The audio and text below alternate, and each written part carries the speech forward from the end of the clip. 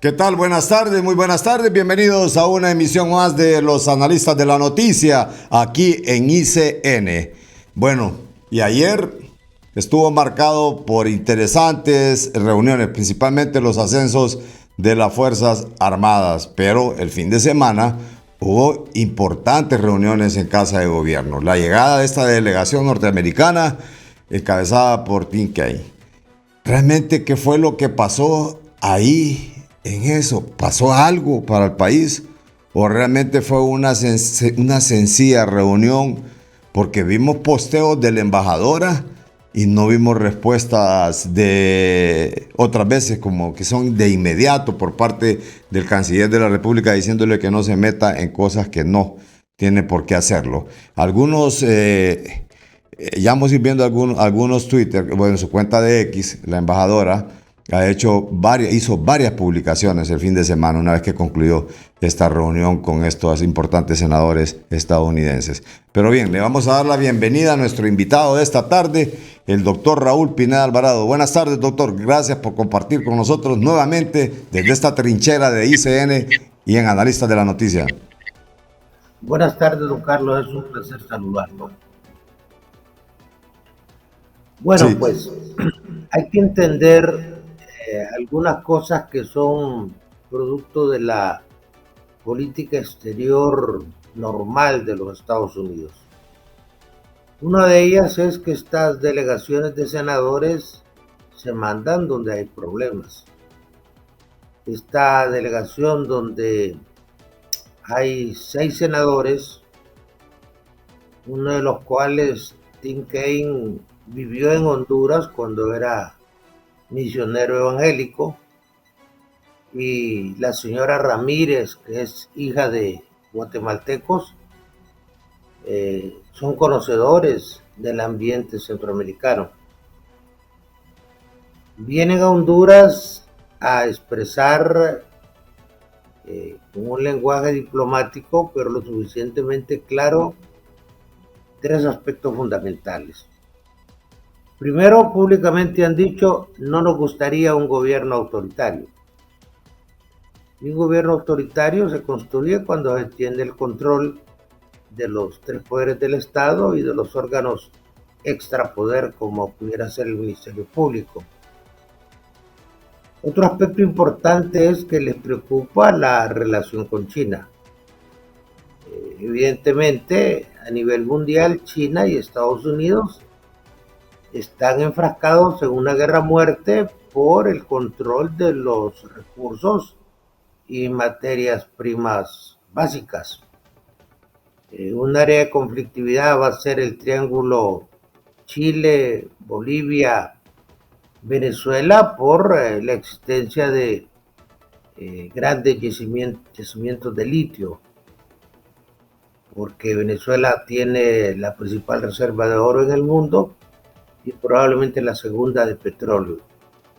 Esta es la motivación del gran conflicto China-Estados Unidos, que se expresa en esa declaración. Nos preocupa la relación de Honduras con China, aunque hoy la presidenta dijo que los chinos nos iban a regalar $7,000 millones para reparación de escuelas. Ojalá no sea una de las promesas incumplidas como lo hizo China en Costa Rica. Y el otro tema, el tema final, son los desacuerdos, los desencuentros que evidentemente se han dado entre el gobierno de Honduras y el gobierno de los Estados Unidos. Entonces la posición de los Estados Unidos ha quedado absolutamente clara respecto a cuáles son las causas de su incomodidad, de su reserva, de su malestar, respecto a un fenómeno un poquito más profundo, que es el famoso concepto de socialismo democrático. Todavía no se le ha explicado a la sociedad y al mundo qué es el socialismo democrático. Algunos países europeos tienen un socialismo democrático y es bueno. Son sociedades como Noruega, donde hay un 1% de ricos y un 1% de pobres, una banda amplísima de gente que vive muy decorosamente. Y hay otro socialismo también que se le dice democrático, el de Venezuela, el de Cuba, el de Nicaragua, pero ahí ya estamos hablando de arqueología porque ese mundo del socialismo ya desapareció, eso ha quedado reducido a su mínima expresión.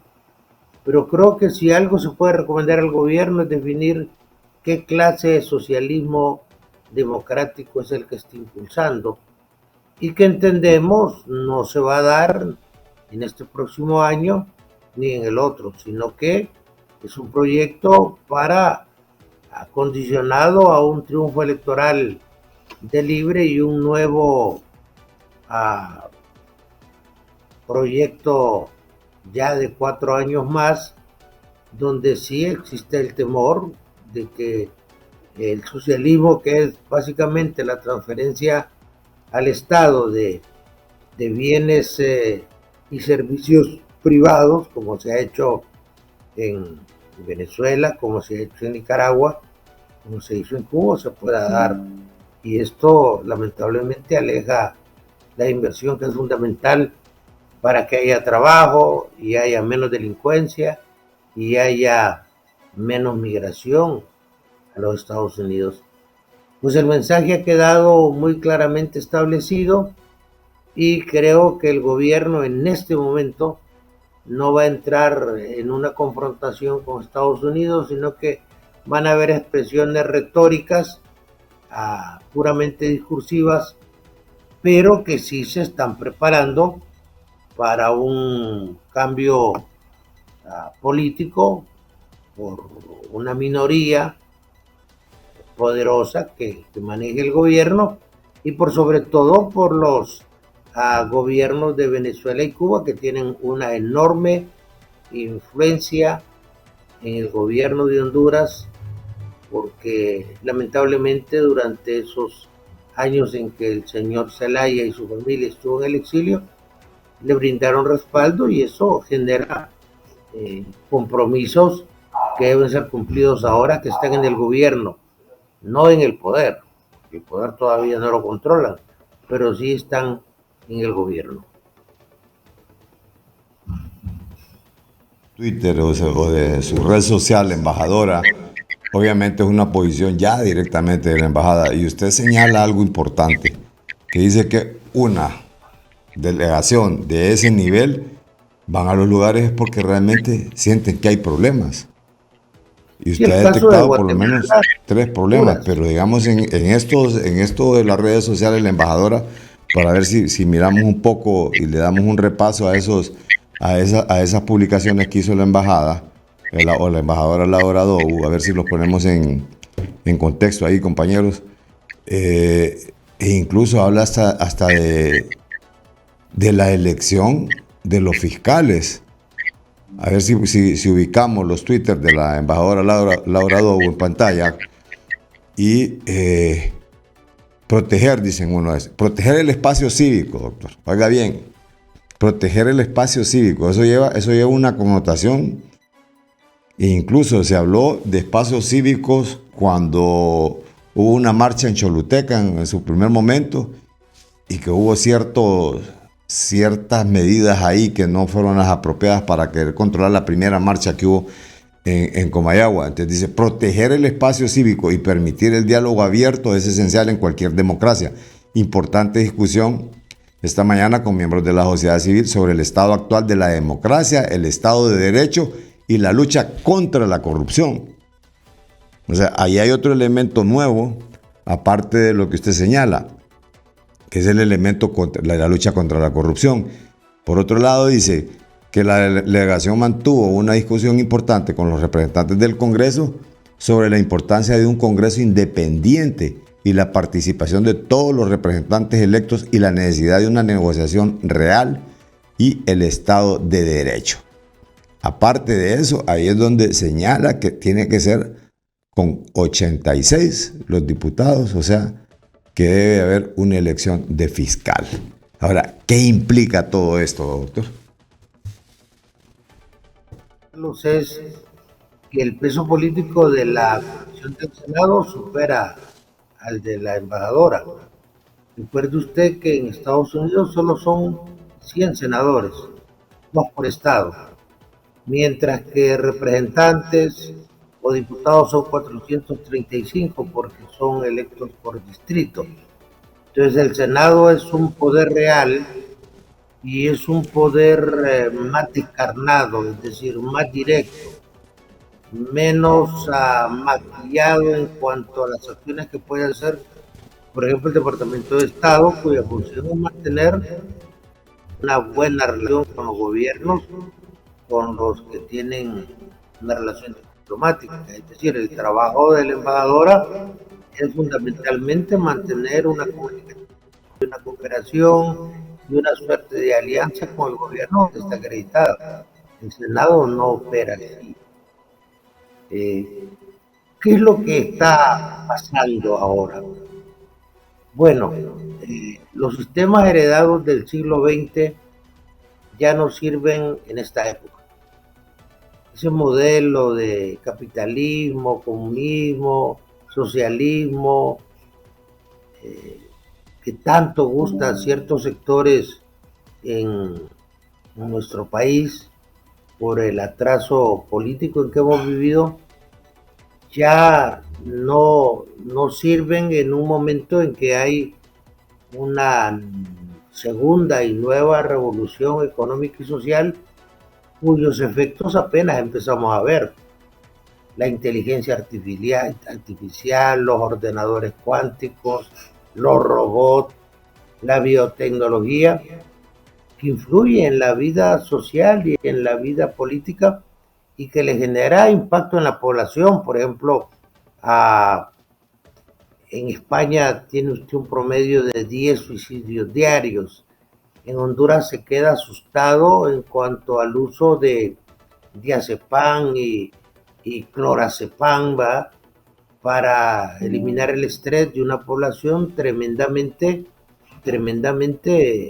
estresada, preocupada por fenómenos como la concentración urbana, esos fenómenos nuevos, como el envejecimiento demográfico, como la soledad, como una serie de fenómenos sociales donde usted empieza a ver que la mayoría no siempre tiene la razón y que nosotros confundimos la opinión de la mayoría con la verdad, y eso tiene que ver con las redes sociales, es decir, cuántas informaciones circulan en las redes sociales que se les dice fake news o son emitidas sin ningún respaldo de veracidad.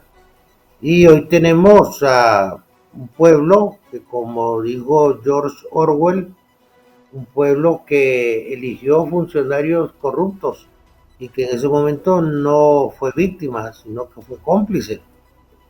Ese tipo de situaciones que tienen que ver con las nuevas realidades requiere una nueva clase política.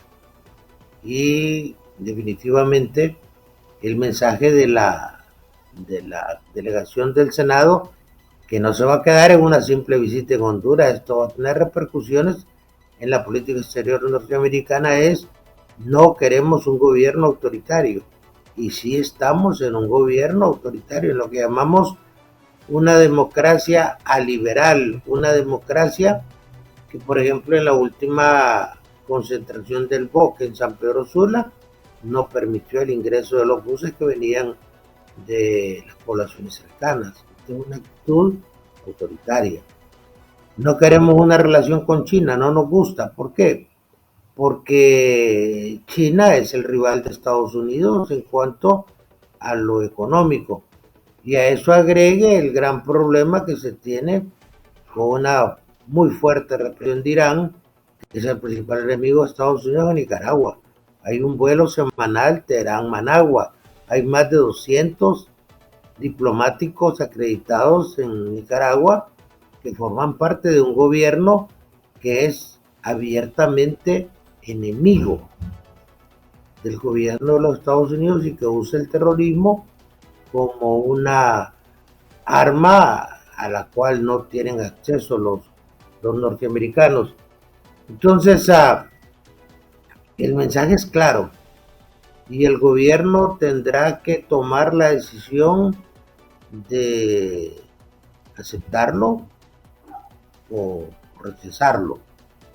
La izquierda tiene un grave problema cuando llega al poder por una vía que no es la armada. Digamos, en Cuba la izquierda llegó al poder por la lucha armada, sí tienen poder. Cuando llegan por la vía electoral, que es la que han escogido últimamente, pues simple y sencillamente tienen acceso al gobierno y se comportan exactamente igual que la derecha. Doctor, me está diciendo usted que esta visita va a marcar un antes y un después en el gobierno que preside la presidenta Xiomara Castro. Pero esto al retorno, doctor.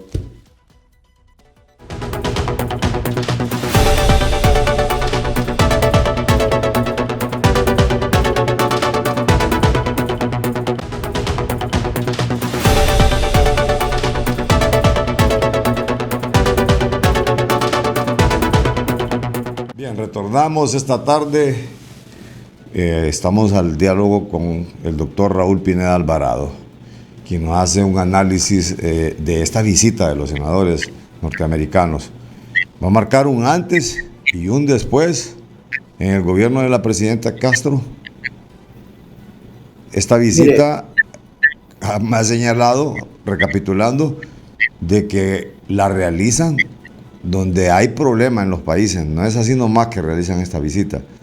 Y si bien es cierto, utilizan un lenguaje muy diplomático, pero también ahí va algo que se puede leer claramente, y es lo que postea la embajadora. Realmente, ¿qué giro le ve usted, si es que va a tener un giro, doctor, con esta visita? Mire, el gobierno presidente Castro ha presentado algunos logros. Está creciendo al 3.2, que es más que el promedio de Latinoamérica. En el orden macro, está haciendo algún trabajo, es decir, la labor de mantener la estabilidad macroeconómica lo hace bien. De hecho, el Empira se ha revalorado respecto al dólar y bajo ese esquema podemos decir que en el orden macro el país está manteniéndose. Se paga la deuda externa, pero la gran pregunta, ¿esto viene por el buen manejo de las finanzas públicas o viene por los casi 10.000 millones de dólares que vienen en remesas de los Estados Unidos? De cierto, sí le puedo decir que la estabilidad monetaria viene precisamente de las remesas. Y los norteamericanos a veces hacen unos fogonazos de poder interesantes. Lo que pasaba hace unos días, que usted no hallaba dólares.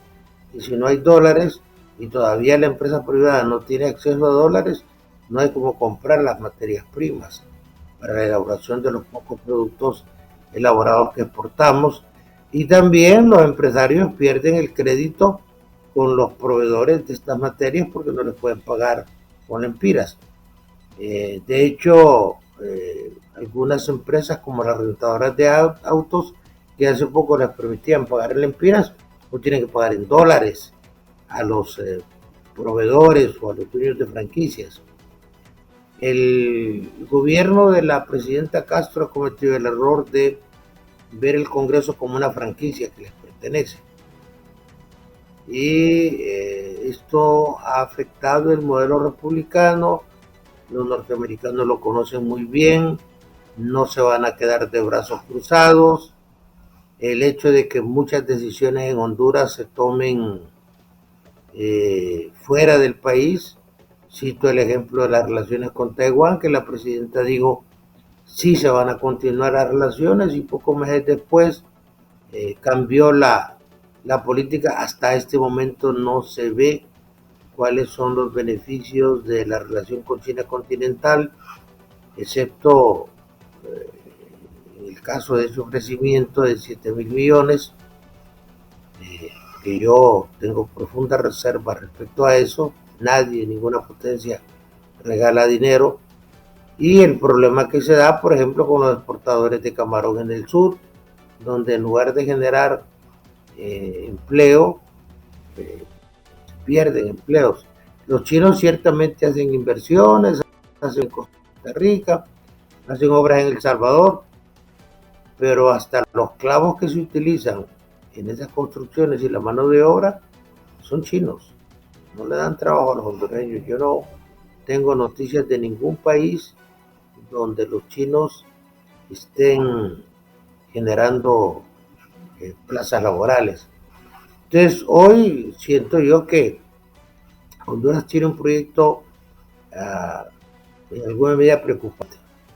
Primero, lo que hay, con fundamento o no, es incertidumbre. La empresa privada, los ciudadanos, los propietarios de algún éxito tienen temor de que el gobierno vaya a caer en lo que cayó Venezuela, que está a punto de hacer una guerra con Guyana solamente para favorecer los intereses de Nicolás Maduro. Esa incertidumbre usted la vive. No sabemos si tiene fundamento real o no, pero la incertidumbre existe. Y luego la posibilidad de que el gobierno tome un giro hacia una izquierda radical, hacia una izquierda fundamentalista, y que de repente tiene que asumir las consecuencias de un país modesto, de un país pequeño, con una economía dependiente, que no puede enfrentarse al gran poder del imperio. Fíjese que Honduras exporta el 7.2 de todo lo que produce Centroamérica, pero compra el 18. Somos absolutamente consumistas. Guatemala y Costa Rica exportan el doble de lo que exporta Honduras. Y bajo ese esquema, el país no puede salir adelante. No podemos estar en esa idolatría del evento electoral. Ya es importante que aquí hagamos cambios. Uno de esos cambios es una reforma política y una reforma.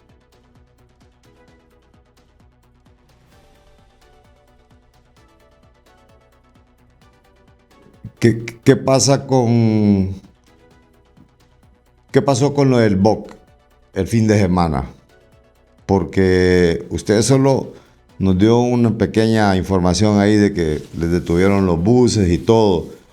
Y al parecer se detuvo a toda la gente que se esperaba. No sabemos si fue boicot, no sabemos qué fue lo que ocurrió, porque no fue tan nutrida la marcha como la estaban anunciando. En el fenómeno de la corrupción política, es decir, todos los que roban le dicen que se roba para...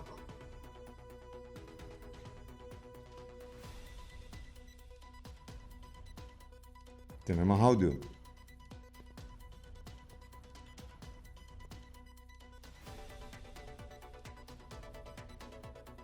Estamos en comunicación con el doctor Raúl Pineda Alvarado. Ya estamos. Ahí está. Ya lo escucho bien. Y le terminaba diciendo que el país pobre tiene que tener elecciones, procesos electorales baratos.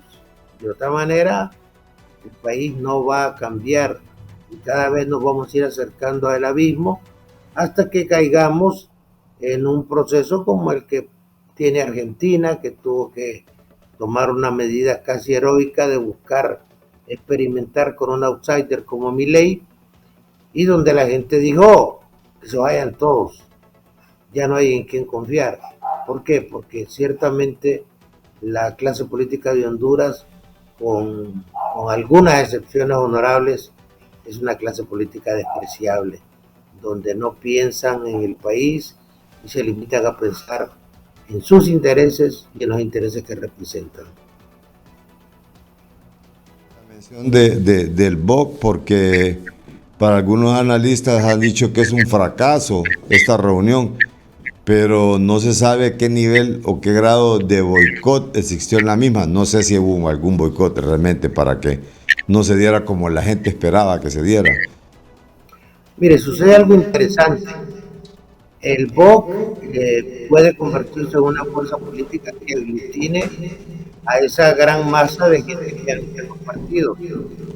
Todas las encuestas que usted mira, va a ver que la columna que dice no sabe, no responde, no tiene ningún partido político, es la más grande.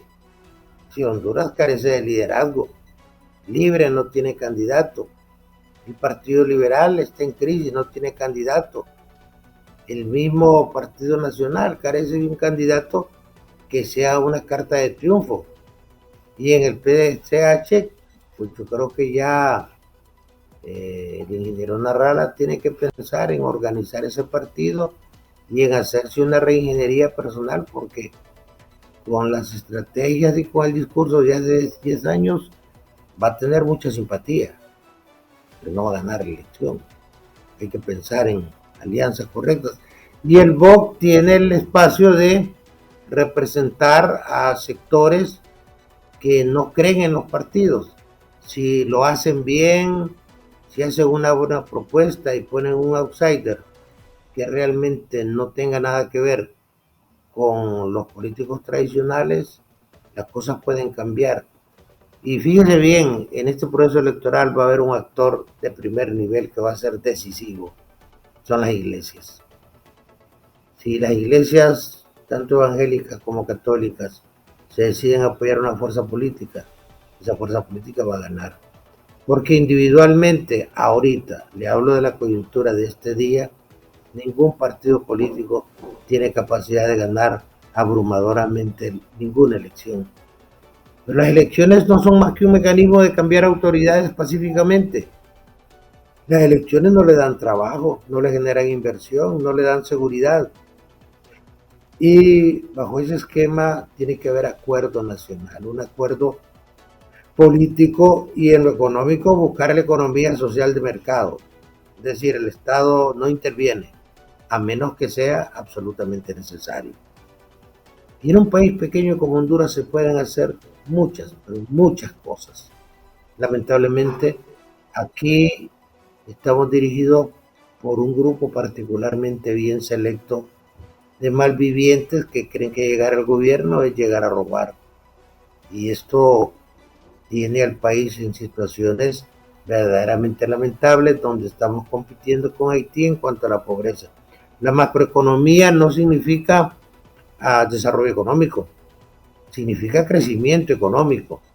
Que aumente el Producto Interno Bruto significa que los ricos tienen más dinero, pero el desarrollo económico implica que los pobres tengan un poquito mejorados sus ingresos.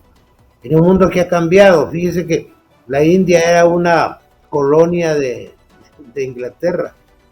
Hoy la India tiene más dinero que Inglaterra y hasta se dio el lujo de ponerles el primer ministro. Vietnam era una colonia de Francia. Hoy Vietnam aporta al Producto Interno Bruto Mundial más que Francia. Y aquí queremos seguir con el modelo tradicional, decimonónico, del siglo pasado, entendiendo que un día los norteamericanos se van a enojar y nos van a controlar las remesas y van a ser más selectivos en cuanto a la expulsión de hondureños migrantes, y ahí sí sería la debacle. No sabemos qué es lo que podría pasar en cuanto a la estabilidad social del país. Por eso es fundamental ser muy pragmático. A muchos no les gustan los norteamericanos y ciertamente han cometido gravísimos errores y actúan como un imperio.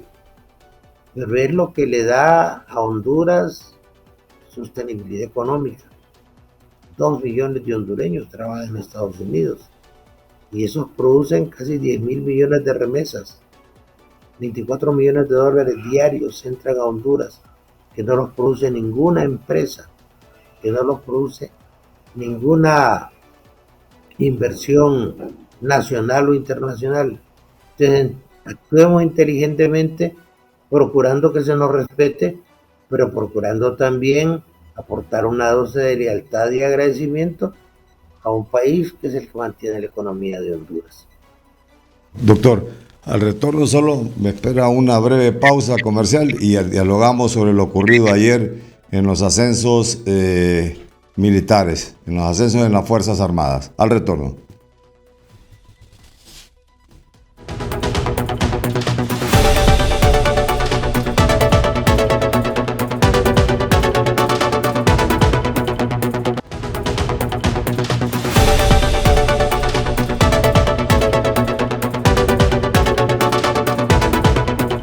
Esta tarde, al diálogo con el analista político Raúl Pineda Alvarado, le hacíamos la consulta antes de irnos a la pausa, y es precisamente sobre estos nuevos ascensos ocurridos ayer y que a continuación pues, publicamos en pantalla. ¿Qué representa? Se decía, faltan los representantes de Política Limpia, faltan los representantes del Tribunal Superior de Cuentas, faltan los representantes del Tribunal de Justicia Electoral. Bueno, faltan una gran cantidad. El Congreso continúa en parálisis.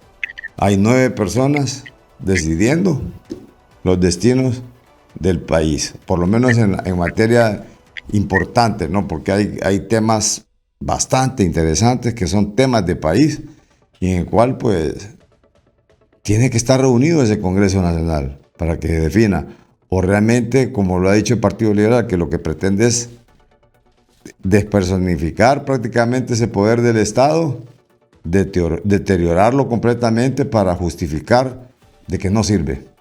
Tal vez insertamos los nombres de estos ascensos que ocurrieron ayer y que, bueno, ya quedó el jefe, ¿no? Pero que pasa al Congreso Nacional. Pasa al Congreso Nacional este listado y ya va con el paladar de la Presidenta de la República, quien lo señala. Veamos, en este listado de ascensos de las Fuerzas Armadas está Roosevelt Leonel Hernández Aguilar como jefe del Estado Mayor Conjunto. El coronel de artillería Josban René Barahona Alvarado será el nuevo subjefe del Estado Mayor Conjunto. El coronel de infantería Dagoberto Moncada Muñoz es el nuevo inspector general de las Fuerzas Armadas y el coronel de ingeniería Carlos Efraín Aguilar Hernández será el comandante general del Ejército. Doctor, ¿qué piensa sobre esto? Porque aunque todavía aunque también, claro, tenemos a Guillermo Augusto Rosales Rubio, el comandante general de la Fuerza Aérea, el capitán de navío Austicil Agarín Tomé Flores, que será el nuevo comandante de la Fuerza Naval de Honduras. Ramiro Fernando Muñoz Bonilla se ratifica como jefe de la Policía Militar del Orden Público, y el todavía jefe castrense José Jorge Fortín, quien dijo aquello, no más golpes, asumirá como viceministro de Defensa, y la salida ya de Melgar, que ya prácticamente estaba preparada y que lo había anunciado ya a tiempos. ¿Qué piensa sobre esto, doctor? Bueno, antes de darle respuesta, me gustaría hacer referencia a una frase de Benjamin Franklin. La mejor ayuda a los pobres no es darle limosnas, sino procurar que puedan vivir sin recibir limosnas. Mire, las Fuerzas Armadas tienen siempre una relación de desconfianza y de reserva con los políticos. ¿Por qué? Porque el militar se forma en la mentalidad de una cierta autonomía, de una cierta independencia fundamentada en el hecho de que ellos permanentemente repiten: nosotros estamos de manera indefinida y el presidente solo está 4 años. Se dice que cuando se asaltó la casa de Manuel Zelaya y se golpeó a uno de sus guardaespaldas, el argumento del oficial que lo golpeó fue: no seas tonto, nosotros estamos indefinidamente y el presidente solo está 4 años. Entonces, las órdenes que da el presidente se cumplen a la manera de los militares. Entonces, los civiles, conociendo esto, ven en los militares un organismo que no es absolutamente confiable. Recordemos la frase de la señora presidenta cuando decía: los militares a los cuarteles. Bueno, hoy no están en los cuarteles, están en manejo de centros penales y parece que lo están haciendo bien. Están en el manejo de la seguridad pública y están en todas partes, muy poco en los cuarteles. El otro problema que se tiene es, aparte de esa reserva natural, es que perdieron protagonismo político. Una crisis como la del Congreso, hace 20 años se hubiera resuelto en la Fuerza Aérea. De ahí surgió la opción B, las grandes crisis entre el Congreso de Bugirón y el presidente Suazo se resolvió con la declaración de Walter López diciendo: aprendan a vivir en democracia. Es decir, los militares ya no son un poder político porque ya no pueden dar golpes de Estado. Hoy los golpes de Estado serán en las grandes manifestaciones populares. Así sale Evo Morales renuncia por una manifestación multitudinaria y la declaración de las fuerzas de seguridad diciendo que sería mejor que se retirara. Y así pasó en Perú y así pasó en Ecuador. Hoy los militares ya no pueden dar golpes de Estado, las consecuencias serían fatales. Pero los golpes los dan las manifestaciones callejeras. Es decir, 50,000 personas vienen a la capital, se toman las principales calles y carreteras. Al señor Allende lo vota una huelga de transporte, ¿verdad? Y lo de los militares fue simplemente la cereza que vino a dar por finalizado la elaboración del pastel. Entonces ya es más importante la labor de la policía que la labor de las Fuerzas Armadas. La idea del gobierno es tenerlos tranquilos, unas Fuerzas Armadas inocuizadas, que no sean un peligro para nadie, que no afecten la estabilidad del gobierno. Recuerde que somos el país de Centroamérica que más gasta en Fuerzas Armadas y que tiene menos soldados, ¿verdad? Cosa que es un tema de interés nacional. Nuestras Fuerzas Armadas operativamente no andan muy bien, pero son las que consumen más dinero que El Salvador, más dinero que Guatemala, mucho más dinero que Nicaragua. Una ventaja que Nicaragua, pues, le han donado mucho equipo militar los rusos. De ahí que es irrelevante quién queda de jefe del Estado Mayor. ¿Por qué, doctor? Para algunos analistas, ¿por qué para algunos analistas dicen que esto es un quiebre? O sea, depende de quién quede nombrado dentro de las Fuerzas Armadas, puede haber un quiebre dentro de lo que es el régimen democrático o no. ¿Por qué? ¿Por qué se piensa así? Yo creo que la idea de los que están en el proyecto de una constituyente, de ampliar el periodo presidencial, es inocuizarlos, es dejarlos de brazos cruzados, es que no intervengan en cumplimiento de un mandato constitucional que los obliga a asegurar la alternabilidad en el ejercicio de la presidencia. Es decir, el papel que se le ve a las Fuerzas Armadas y que ellos ya no quieren es sumamente importante en cuanto a velar por la vigencia de la Constitución. El jefe del Estado Mayor en Estados Unidos terminó con el debate de Trump cuando las últimas elecciones, cuando dijeron: nosotros no respondemos a un monarca ni a un jefe de Estado, respondemos a la Constitución. Entonces, la idea del gobierno es inocuizarlos, es decir, ponerlos en una posición que no hagan nada. Y No va a ser muy difícil lograr eso, ¿verdad? Porque los militares, como grupo, tratan de proteger su institución. Y la mejor manera de proteger su institución es ver para otro lado, es no tomar decisiones, es no cumplir con esos mandatos constitucionales que en alguna medida los comprometen. De ahí que ellos, con sus ceremonias, en ese submundo, en ese pequeño metaverso en que viven, pues, ¿quién es el jefe del Estado Mayor? Es irrelevante. Hay que respetar la antigüedad, hay que respetar la meritocracia y mientras estén ahí, ellos no van a ser un peligro para nadie. La ¿Usted cree policía es otra cosa. cree que esa nómina queda permanente? ¿Se va a respetar a esa nómina o van a haber algunos cambios? Yo creo que sí. Los fantasmas no existen, pero la gente les tiene miedo. El miedo que se les tiene a los fantasmas es real, aunque los fantasmas no existen. Entonces los políticos todavía creen que los militares pueden dar golpes de Estado, pueden paralizar un país, aunque no tengan capacidad de hacerlo, ni les convenga hacerlo, porque se estarían jugando la existencia misma de su institución y su propia comodidad. Entonces, pero repito, los fantasmas no existen, pero el miedo que se le tiene a los fantasmas es real.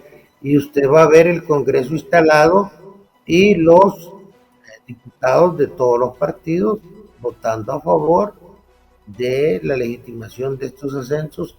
Y en cuanto a los otros nombramientos, se va a hacer un reparto, lo cual es bueno para la gobernabilidad democrática, o democrática entre comillas. Es bueno que el gobierno empiece a moverse en el ámbito legislativo. Ya 100 días sin hacer ningún trabajo legislativo era una ofensa para el pueblo hondureño. El problema es la forma en que se hizo para garantizar impunidad y algunas obras que se caen de la mesa donde está comiendo el libro. Y yo oía a un dirigente del Partido Nacional decir, es que tenemos que participar. Sí, participar en minoría. Yo creo que cuando se va a paralizar la administración legislativa por una chambita en el Tribunal Superior de Cuentas, realmente estamos desconociendo la naturaleza misma de los partidos políticos y el papel de la oposición. Consecuentemente, todo va a tender a normalizarse y va a haber una especie de alto al fuego, una especie de armisticio que va a ser renovado probablemente a la altura del mes de septiembre u octubre del próximo año. Ya no van a haber cambios sustanciales en la junta directiva, se van a aprobar una serie de leyes a las cuales antes se oponía el Partido Liberal y el Partido Nacional, porque se han envilecido tanto que ya cometen dos errores. Uno, creer que la gente es estúpida, que el 62% de los hondureños tienen acceso a internet y ahí se tiene muchísima información. Y el otro es que la gente está cansada de ver un país empobrecido siendo un país que puede ser un país desarrollado. Usted va a Costa Rica, va a Panamá y mira que el turismo, los atractivos turísticos ahí son limitados, son pequeños. Doctor, Pero Honduras tiene montaña, playas, turismo colonial, turismo arqueológico, tiene muchísimas cosas y no las aprovechamos. doctor, ¿cree usted que este fantasma va a modificar a esa planilla dentro de los jerarcas militares? ¿Va a ser movida por esos fantasmas que dice usted? ¿Y va a tener alguna repercusión dentro de la organización o dentro de la institución castrense o dentro del Estado mismo? Al retorno me responde, por favor.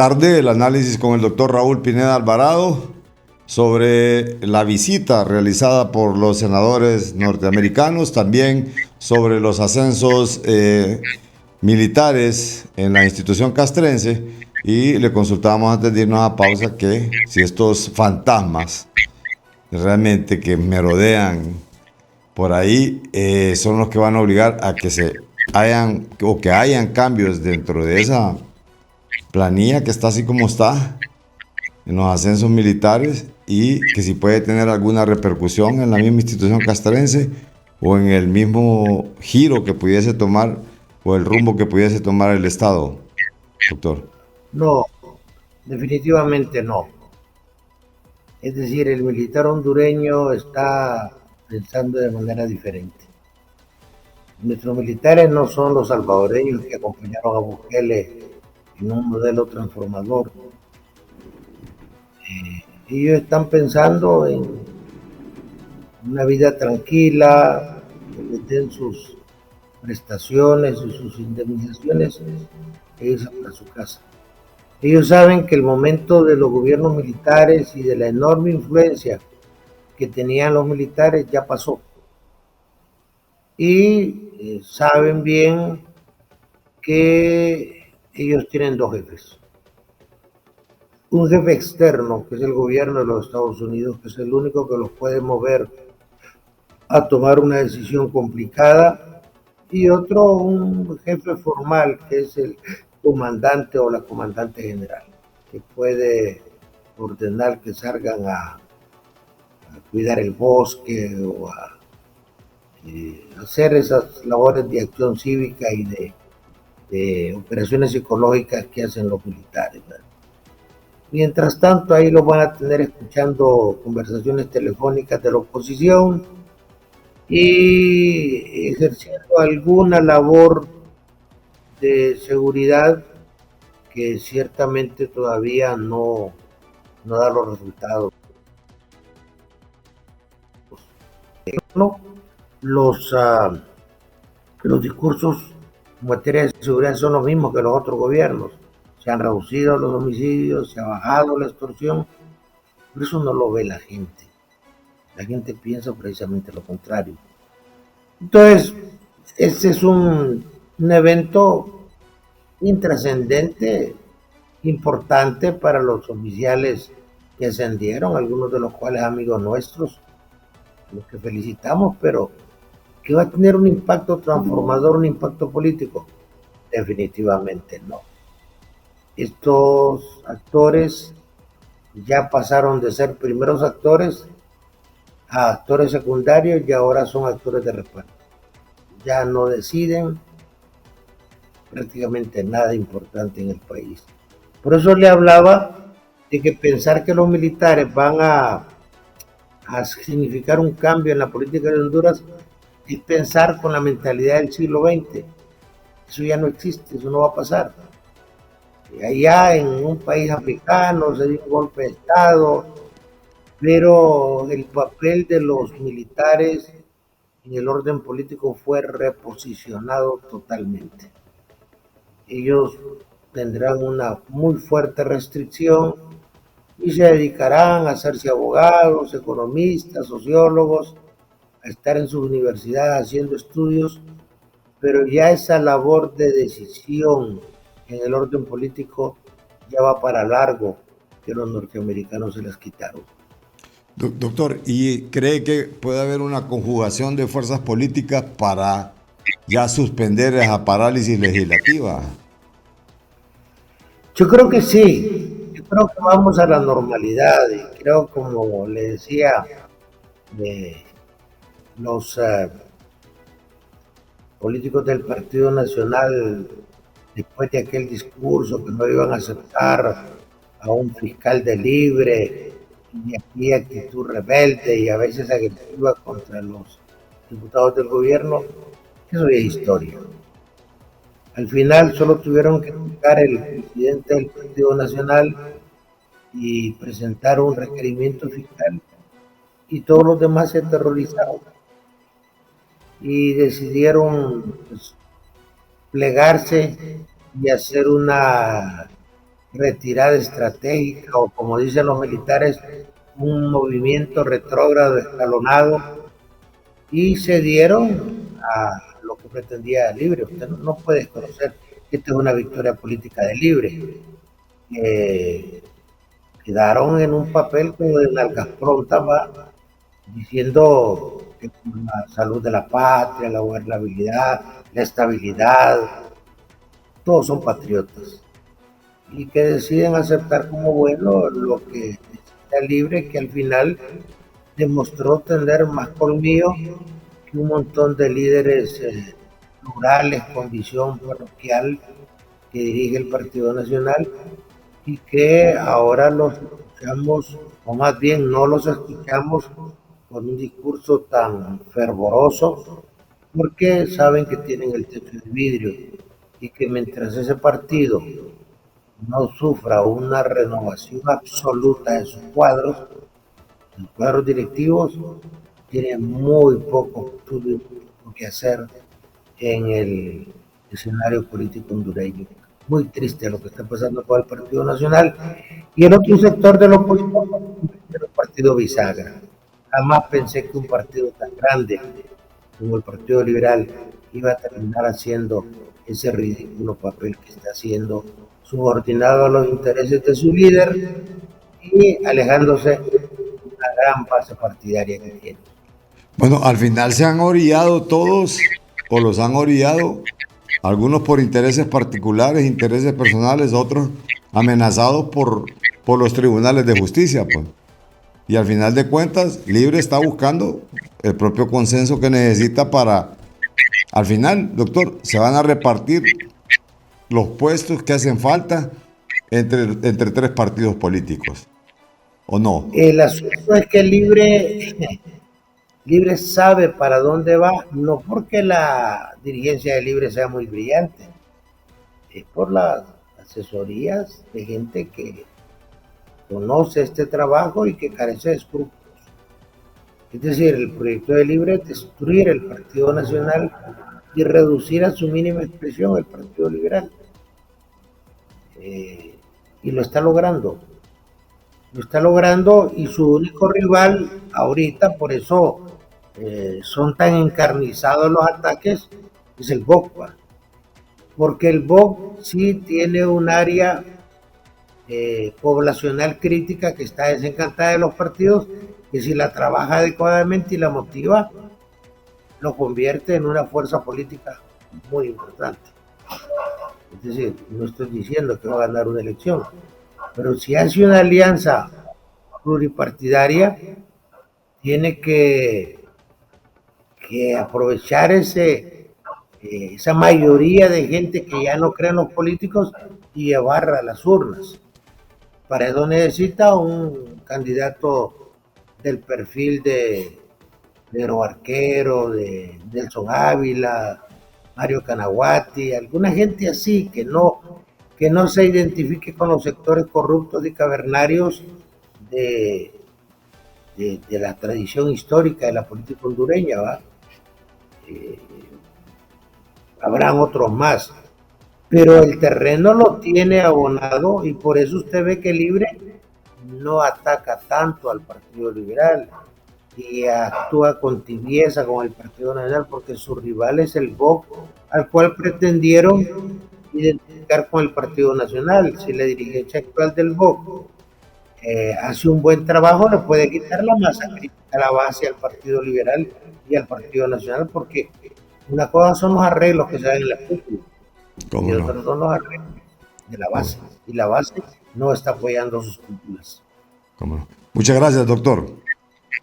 Me alegra saludarlo, Carlos. Cuídese mucho.